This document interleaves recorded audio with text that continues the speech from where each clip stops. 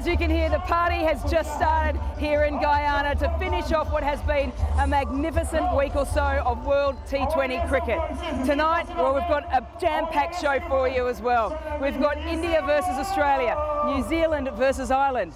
We farewell some legends of Irish cricket, and believe me when I say this party here was just the start of the hospitality we've had here in Georgetown.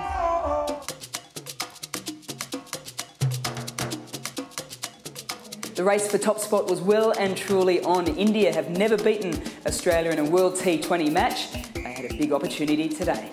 And again, lofted, this time it's a clean hit. Beautiful shot down the ground. Looks to add to that tally as well. Will she do that? You bet you believe it. Hasn't really caught this, has she? Oh, yes, she has. No, hasn't got enough on this. Oh, what a catch! Shoot back in. And this should be a simple catch. But Smriti Mandana, her highest T20 score. Oh, beautifully clipped away, and that's going to run away for another 4. Clubbed out to mid-wicket and caught. Oh, bowled round her legs. She's gone after it, and she's given that a mighty blow. And I put the commentator's curse on her. Perry again off the back foot. Perry, it sounded nice off the bat, and it's gone a long, long way. Dalemic goes for a duck in her debut game. A lot of the talk pre this match was whether or not India could bring their A game to rival Australia. Well, they brought more than their A game, and in every facet, batting, bowling and fielding. It was a magnificent display led by Smriti Mandana, who was brilliant with the bat, a wonderful 63-run partnership with her skipper as well. Runs on the board was certainly going to count. Elise Perry was probably the pick of the bowlers with 3 wickets. In reply, well, they needed to get off to a good start. No Healy at the top of the order, so Elise Villani stepped up to fill that void and no one got going. Anuja Patil came in, was one of the 2 changes for India. She picked up 3 wickets. The spinners for India were simply outstanding.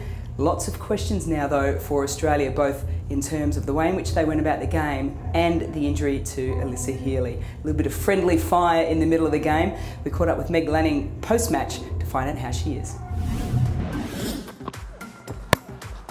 And Reddy comes in. Alyssa Healy, oh, there's going to be collision. But luckily, Megan Shoot has taken the catch, but Alyssa Healy is on the ground. Reddy, her first ball, tries to swing to the leg side. Megan Shoot goes in. Alyssa Healy eyes on the ball, and you can see that her shoulder collected Alyssa Healy. She's just got a mild concussion, so obviously we'll treat that carefully and monitor that over the next few days. But yeah, hopefully she's all right for us come semi-final time. Is she in doubt for the semi-final? Like, do you know? I've got no idea. I haven't spoken to the doctor or anything like that. We're obviously, just worried for her welfare. But yeah, she's just got a mild concussion. So yeah, hopefully she comes up, and we're hoping she does. And was she up and about and still sitting around and everything? Like how? Yeah, she was down on the bench there towards the end of the batting innings. She wanted to bat, but we were just playing that smart. So yeah, hopefully she's good to go. Some concerns for Australia and some concerns for New Zealand too, because they've only won 1 match out of their 3 so far. Can they finish off this World T20 with a win? Standing in their way is Ireland, wanting to see a couple of their legends off in style. New Zealand versus Ireland. They won't be going to the next stage. Here's an opportunity, is driven straight down the ground. A great shot. Bowled.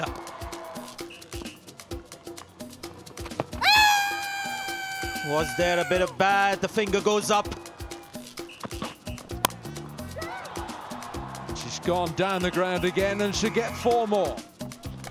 Goes for another one. Misses out on this occasion. Goes big again. There's an opportunity. Camped underneath it is Susie Bates. And without Gabby Lewis's 39 off 36, it's a pretty sorry Irish betting card. Oh, look at that go.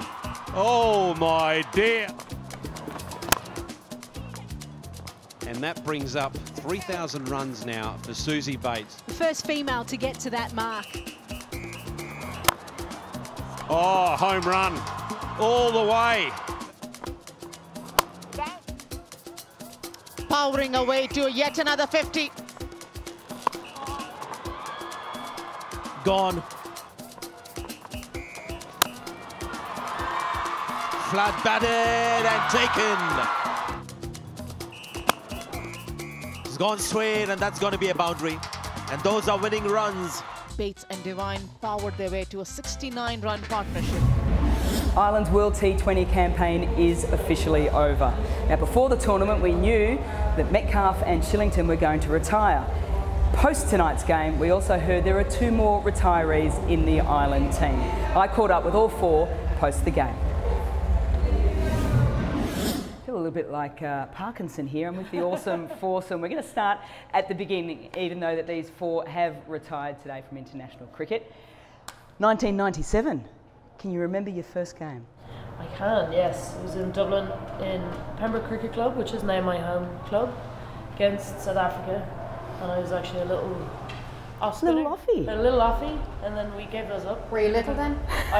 No, it was quite big then, actually. 2 years later then, you guys debuted, 1999. Yeah, I got my first cap in Denmark when those guys were still playing in this little forest. Yeah, we'll leave it at that. I was just a month earlier against India in England, where we didn't get a wicket, so... Right. I thought it was great. I Memorable. Yeah, for me, I was like about 10 overs, it went for 50 grand. And certainly last but not least, we get into the early 2000s. 2001, I got my first cap against Australia, actually. I used to bowl leggies. So you weren't stressed when she came in with her leggies? Oh, she could turn it on. She was really good. Right, just, if they landed. Yeah. Okay. When you guys first started playing, I'm tipping you were in culottes at the time, were you? And the woolly long socks up to the knees. Okay. Is that one of the best things in terms of advancement of the game that we've got out of the culottes? The best thing from start to finish that has been got rid of. It was horrendous. They were big, thick, woolly socks, which was fine in Dublin. When you went overseas, it was a nightmare.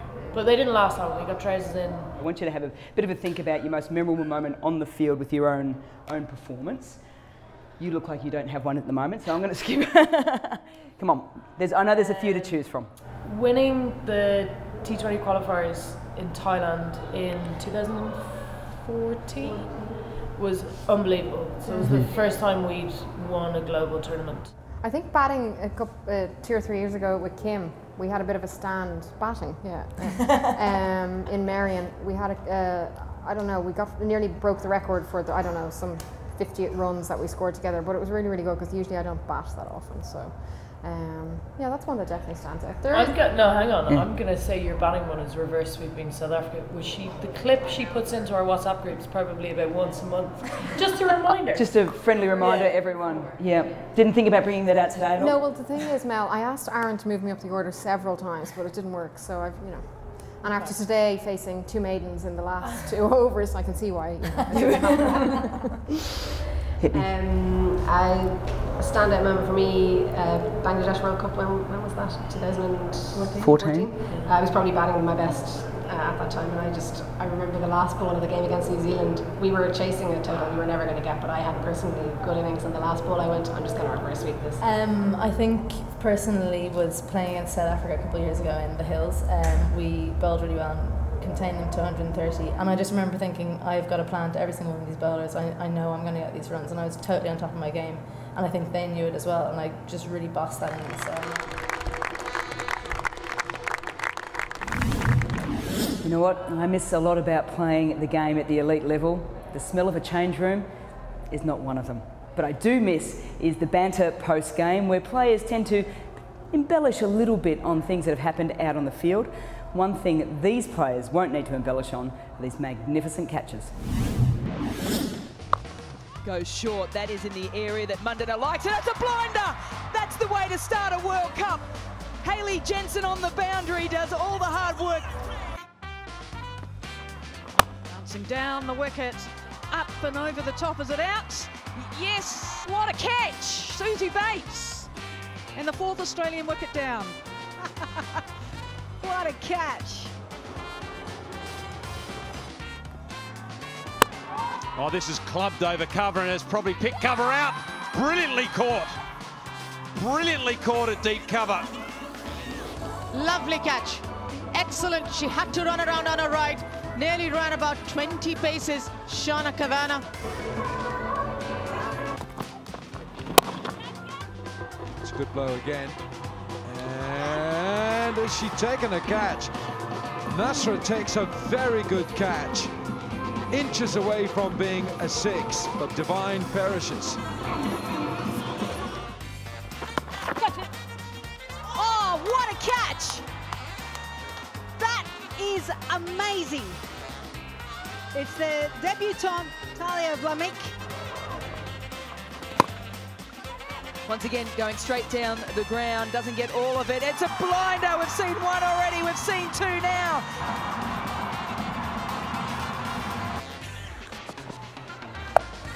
Skied once again. Who wants it? Bowler going for it. Keeper going for it. Oh! Can you believe it? Hashtag watch this. I'm now joined by Alan Wilkins to discuss today's games. West Indies in England to decide top spot. West Indies feels if they're getting better and better. They are, and you know, the first match we saw them here in Guyana, they got out of jail because they were restricted to just over 100. Bangladesh couldn't get the runs, and of course not one Bangladesh player got into double figures because the bowlers got West Indies out of the can. But the West Indies batting was found wanting. But you know what, Mel, great champion sides find ways of getting over obstacles, and that's what the West Indies have done. The bowlers carry them. Deandra Dottin 5 for 5 here. The bowlers have done it, and in the last game they played, it was the batters, wasn't it? Okay, West Indies on the rise, 2 teams that haven't made finals, and probably South Africa in particular being probably below par. They're playing off match number 2. Yeah, South Africa, you know what? I saw Dani van Niekerk's tweet to her country, and it said, "Sorry, South Africa." And that tells me the huge disappointment that they feel they owe to the country. And we saw a year ago in England, when they lost to England in the semi-final in Bristol, and the tears and the disappointment. So I really feel that they are almost carrying the mantle of the men. So they're underperforming. Can Bangladesh cause a little upset to finish off the games in Pool A? You know, I'd like to think that, but I don't think it'll happen. Even though Bangladesh are the Asia Cup champions, can you imagine they beat India twice, and we've seen India in imperious form here. It's a very strange game. I still back South Africa to come back with one performance. Here we go, all will be revealed. Thanks for joining us here in Guyana for the final matches of Pool B. It's going to be over to Ebony in St Lucia to wrap up the games there in Pool A, and then the 2 of us are going to join forces in Antigua for the finals, which is shaping up to be some of the best games going around. But from me here in Guyana, can I say from everybody involved, you have been simply outstanding. I was born in near the 3,000 square miles of splendor. South American, West Indian, 592 is her number. Land of the jaguar, Camudi and cayman, land of bauxite, manganese and diamond, land of 6 people united in one. 1966, she became her own woman. She is cook-up, cassava pone, pepper pot, curry, metamg, roti, sauce, and paiwari.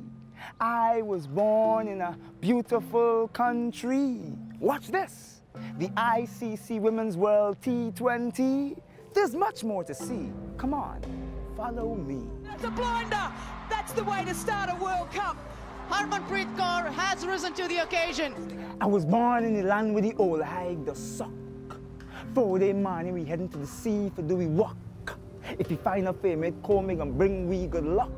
We just dance, masquerade, and dig dirty. Pay we Baku and pray Selassie. I was born in a beautiful country. Watch this, the ICC Women's World T20. Come, follow me. There's much more to see. Deandra Dottin, she takes her 5th wicket. Oh, what a catch!